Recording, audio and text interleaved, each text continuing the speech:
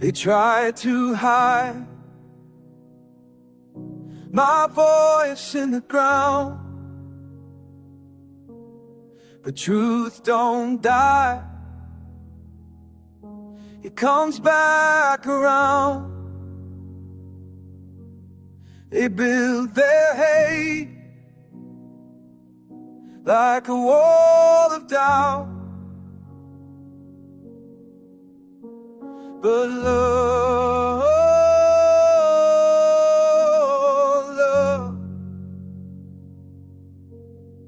buried in the night, still I found the dawn. Every chain they made, I'm walking on, walking on.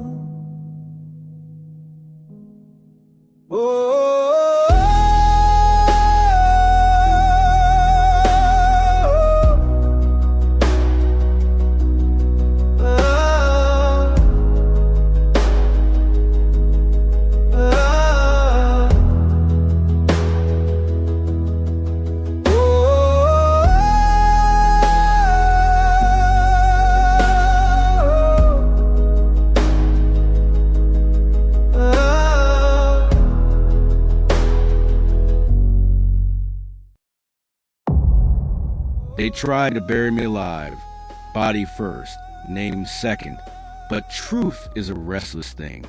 It claws through dirt until daylight remembers it, because sometimes, when the world throws its weight on your grave, love digs harder than hate. My name is Isaiah Carter. I was a black carpenter in the American South sometime around the 1960s.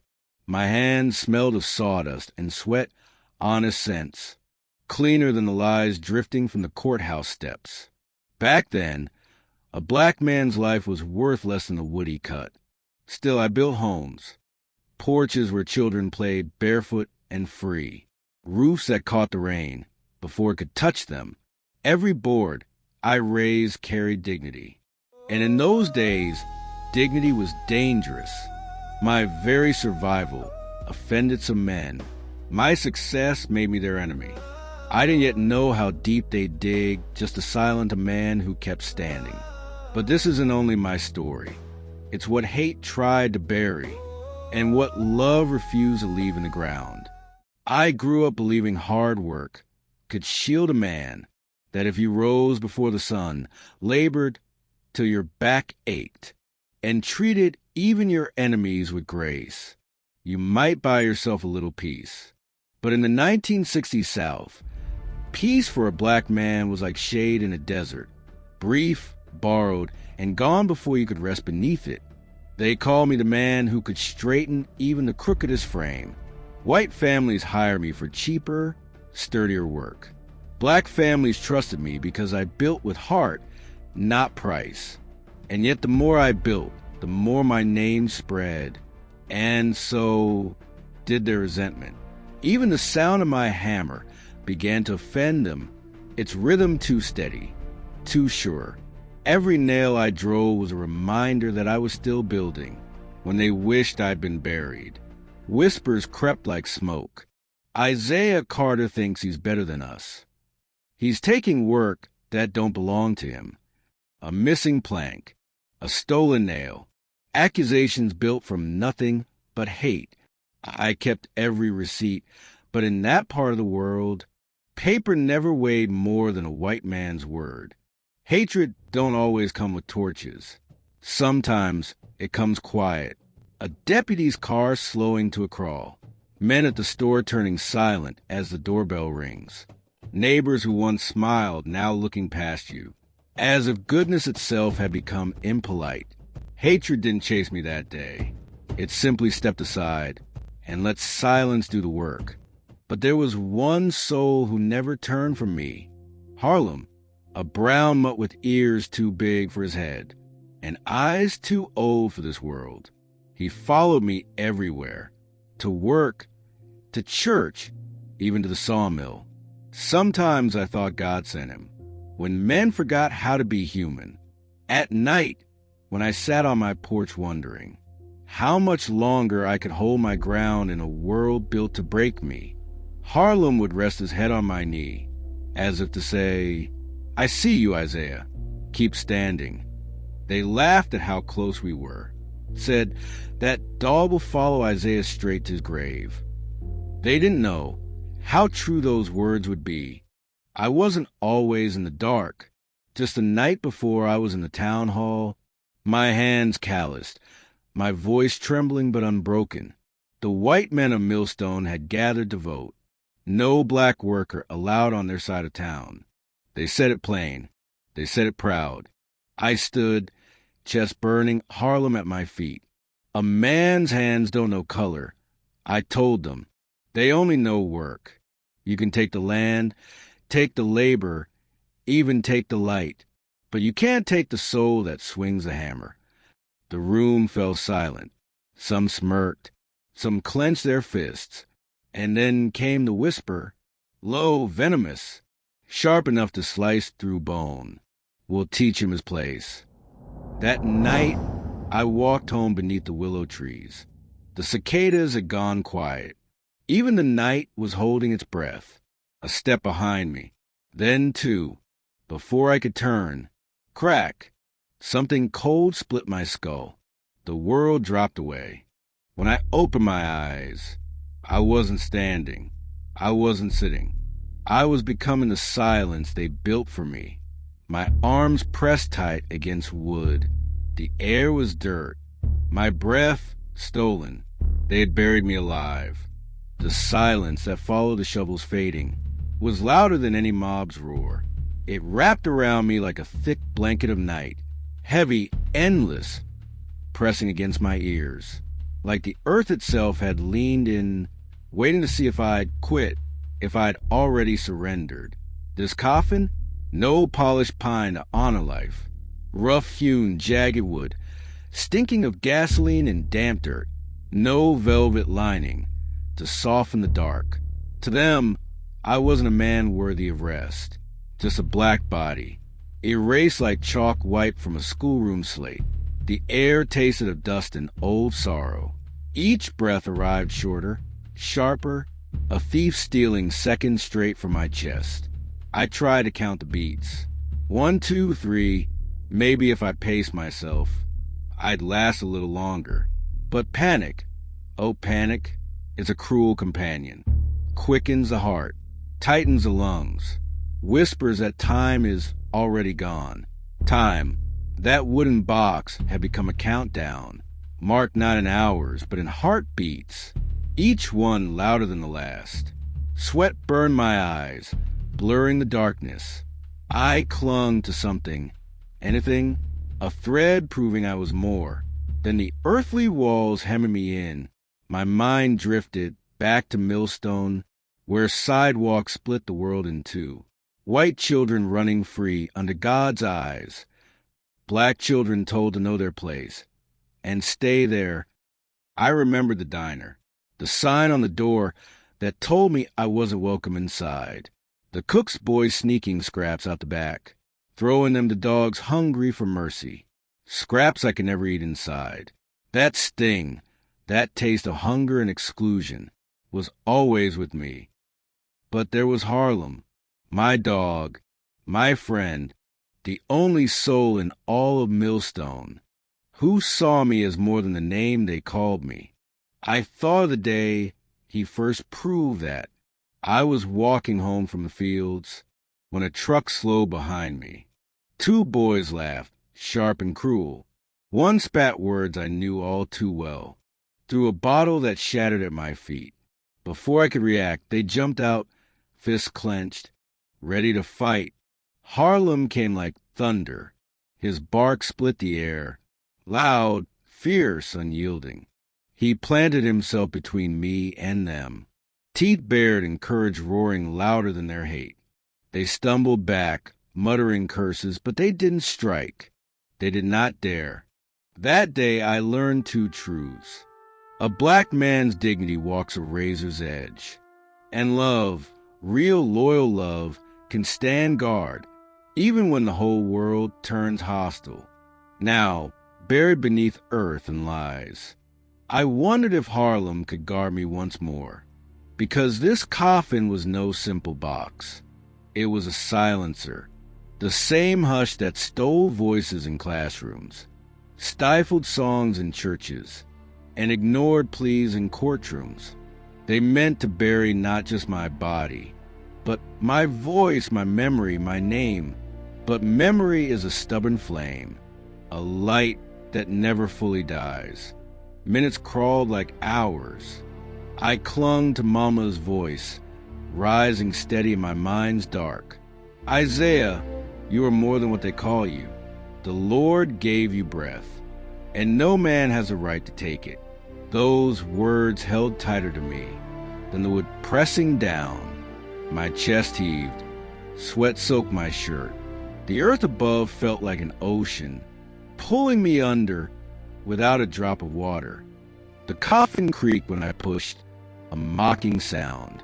And then, faint, almost imagined, scratch. I froze. Silence. Scratch, scratch. My heart thundered. Harlem. It had to be. My palm pressed the lid, hoping he could hear me. Boy, is that you? I whispered, voice raw as crushed wood. The scratching grew frantic, desperate.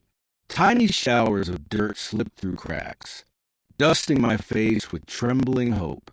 My pulse surged with something I'd forgotten, something I hadn't felt since the town hall, since the carpenter's hammer struck that lynched coffin together, since resentment poisoned their eyes, since they buried me alive. Hope, but each breath thinning, lungs burning like paper. Mortality was no longer a thought. It was a ticking clock, counting down inside my ribs. I wondered, is this what it means to be erased by hate? Not with a shout, not with a bullet, but with silence, buried alive and forgotten. And then I thought of Harlem again, his claws ripping the soil, his bark muffled but fierce. He knew no color, no place, only this. I was his, and he was mine. Hatred buried me. But loyalty, simple, unbreakable loyalty, was digging deep, tried to dig me out. I closed my eyes, made a vow deeper than this wooden tomb. If I walk out of this grave, it won't just be my life saved. It'll be proof that love always digs deeper than hate. Every second trapped inside, that coffin grew louder, heavier, crueler. The air thinned, shifting from breath to dust. Each inhale scraped my lungs raw. Each exhale felt like surrendering a fragment of my soul. Above me, the scratches came faster. Soil shifted. Tiny showers of dirt sprinkled through cracks. It should have comforted me, but it tormented too, because every scratch was a reminder how much earth still stood between us. I pressed my ear to the lid. My heartbeat thundered in my skull. And then, faint but sure, Harlem paused, tearing through dirt, breath panting fury. Will unbroken. Dig, boy, I whispered, hoarse. Don't quit on me. The silence between his digging, that was the hardest part. My mind twisted it into fear. What if he stopped? What if his strength gave out before mine? Mortality wasn't a preacher's warning now. It was real, crouched in the darkness with me, ready to snatch my last breath. Every rib felt like breaking boards. My lungs clawed for air that wasn't there. I closed my eyes, slipped into memory, because memory was the only rebellion left. 2 years ago, courthouse steps. A trial for a white man who shot a black neighbor cold. The verdict? Not guilty. The crowd split. On one side, smirks of triumph. On the other, wearied resignation. That was the day I learned the law wasn't made for men like me. But I walked away, holding Harlem's leash, his head pressed against my knee as if to say, I see you. I'm with you. In that coffin, I felt that same truth. The law had failed me again. But Harlem refused to let it be the last word. The scratching returned, harder, faster. I coughed, sharp and raw, the sound bouncing off wood, rattling inside my skull. My fingers clawed at the lid. Splinters bit deep. Blood warmed my palms. The coffin groaned but didn't give. That box was more than wood. It was history, chains and nooses, signs in windows, verdicts in courtrooms. They always nailed black voices shut. Now they nailed mine with dirt, gasoline, hate. But each claw strike from Harlem reminded me of a truth I'd nearly lost. Silence cracks when love will not yield. A fury rose inside me, stronger than fear. I pushed both palms against the lid, pressed with all I had left. My arms trembled, breath hitched, creak, splinter crack free, stabbed my thumb. Pain flared. Pain meant I was still alive. Come on, boy, I rasped. We're not done yet. Then, silence. Harlem stopped. My chest seized. Had he fallen? Had the earth swallowed him too? I pounded the lid, voice ragged. Harlem, don't leave me. Dry, weak, swallowed by soil. For a terrifying moment, nothing. Then a bark, muffled, fierce, defiant. I laughed without sound. Relief crashed like water in a parched desert. Harlem hadn't left. He promised he never would. More dirt sifted through cracks. The air grew thick. But hope dug deeper. If this dog could fight with only paws and loyalty, then I could fight with lungs and will. Death circled closer, but love circled deeper. Inside that clash, something ignited. If I made it out, this wouldn't be survival. It'd be testimony. Testimony that no matter how many times they bury us, our voices will rise. That hatred may dig the grave, but love always digs the rescue. I pressed my forehead to the wood, whispering. They tried to bury me because of my skin, but loyalty runs deeper than any grave. The walls of my coffin groaned like an old man's bones under the weight of the earth above. Each creak was a warning. The world outside wanted me gone, buried, forgotten, erased. But even in that suffocating silence, I could feel another heartbeat. Harlem, somewhere beyond the dirt, his claws scraped, his snout pressed deep into the soil.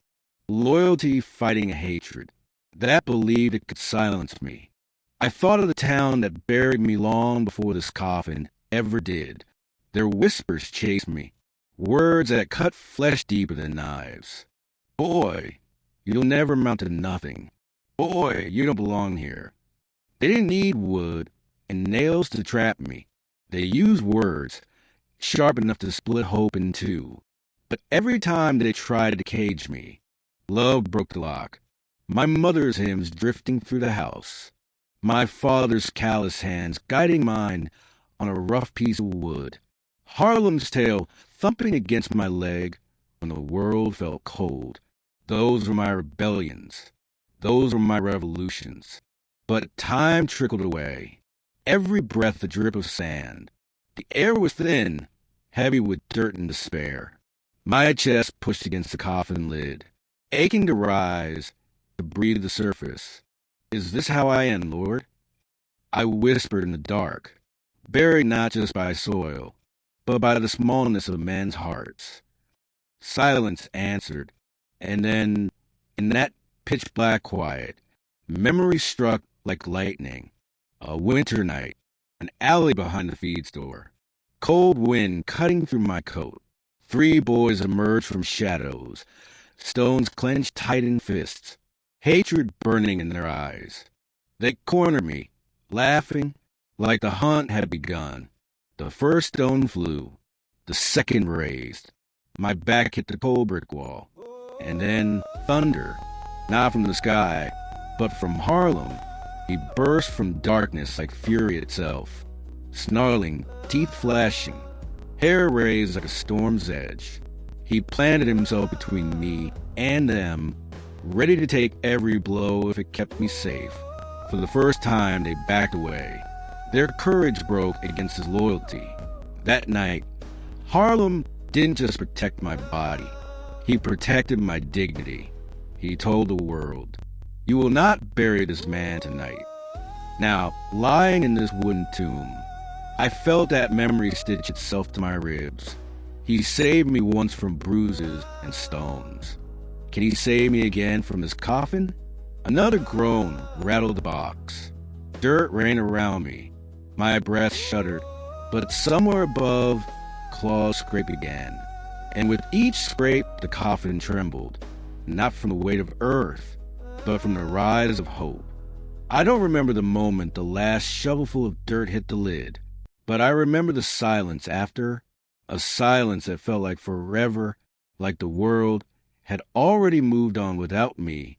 Time slipped by, not in minutes or hours, but in heartbeats, slow, shallow, scattered. At some point, I stopped knowing if I was alive or dead. Then something changed.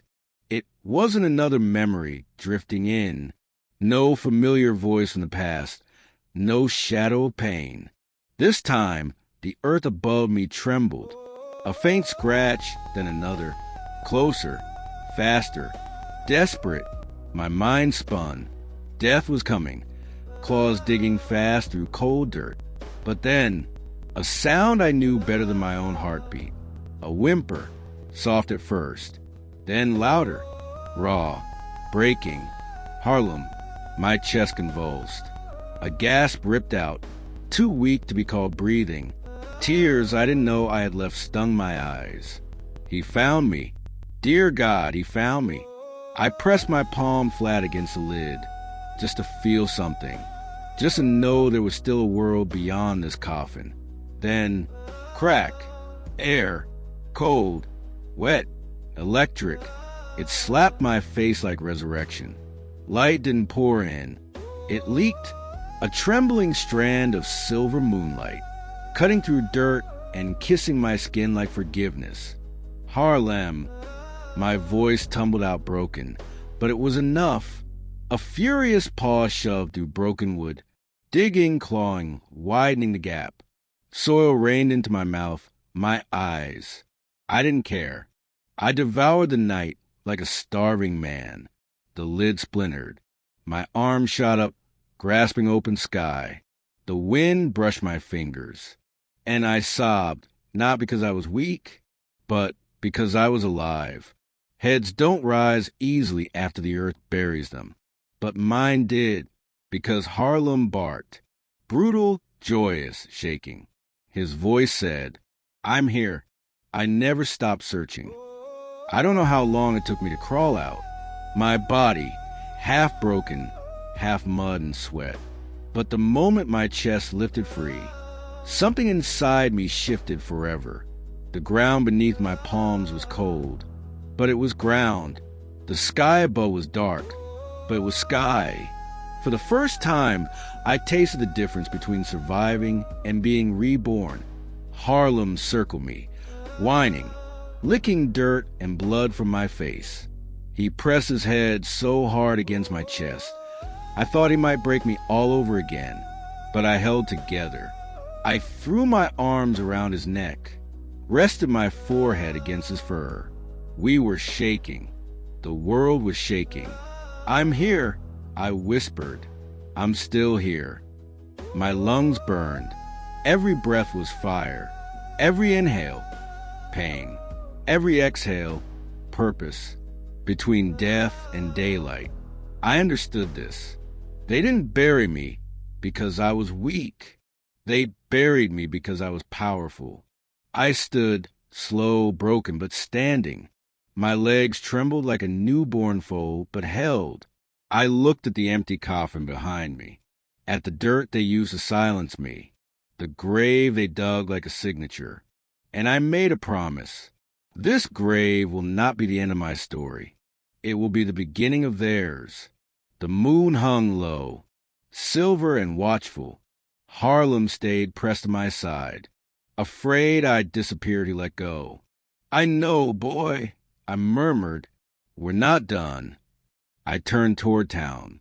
Every step hurt, ribs screaming, head pounding, skin split in 100 places. But pain no longer scared me, because I had been buried alive, and I had risen. When a man rises from his own grave, the world should tremble. Harlem moved ahead, alert, leading. No leash needed. He had my scent, my memory, my soul. I followed slowly, each step carving purpose into the dirt. With every inch, something strange stirred in my chest. Not fear, not revenge. Truth. Behind me, the empty coffin sat, open, like a warning, like a prophecy. They turned the burial ground into a memorial park. Not for me, for every voice that town tried to silence. My story spread across the world. Schools taught it. Songs sang it. Movements born from it. Some call me a miracle. Some call me a warning. Some say I'm the spark that lit the fuse. But I am none of those things. I'm simply a man who was buried alive and chose to rise anyway. I stand at the memorial now. Harlem older, gray around the muzzle, still my shadow. A young boy approaches, eyes wide. Sir, how did you survive? I smile, kneel beside him, place a small hand over my heart. Because this, I say softly, can't be buried. He nods slowly.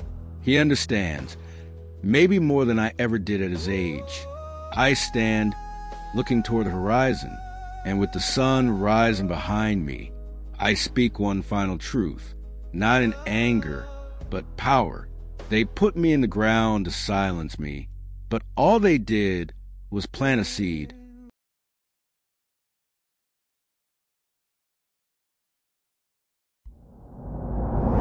The Griot's job is to remember, to make sure these stories are never forgotten. If this story moved you, share it with someone who needs to hear it today. And if you believe that justice always finds a way, subscribe, because there are more stories like this one. And every one of them deserves to be told.